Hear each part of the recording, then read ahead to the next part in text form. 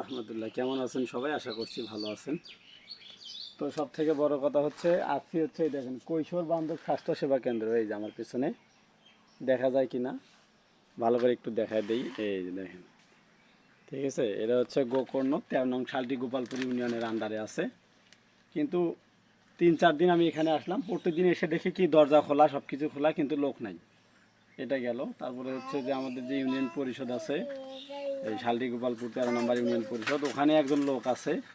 উনিও প্রতিদিন সকালবেলা ওইটা খোলে, অফিসটা খুলে বসে থাকে, এবং কেউ যদি যায় আমাকে যেটা বলছে সেটাই বলে। আমি গেছিলাম, বলে ভাই ওষুধ সাপ্লাই নেই, বলে মানুষকে বুং বাং বুঝে বাড়ায় দেয়, ওষুধ নাই। ডাক্তারের 6 মাসের ছুটি, বাচ্চা হয়েছে।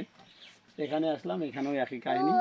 ঠিক আছে, এখানে এসে দেখি যে অফিস টফিস সব খোলা আছে। 2-3 দিন আসলাম, কোনো লোকজন পাই নাই।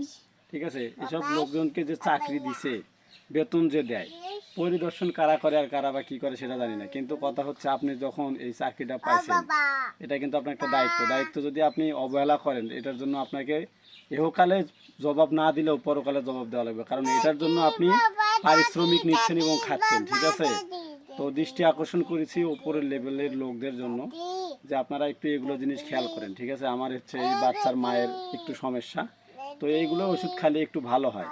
তো আমরা দেশের নাগরিক, আমরা সাধারণভাবে এগুলো ওষুধ প্রাপ্য পাইতেই পারি। এখন সাপ্লাই না থাকলে সেটা হচ্ছে পরের কথা, কিন্তু আইসার লোকে কে পাই না, যিনি চাকরি করে তাকেই খুঁজে পাই না। তাহলে কিভাবে কী হবে বলেন, এই হচ্ছে কাহিনী।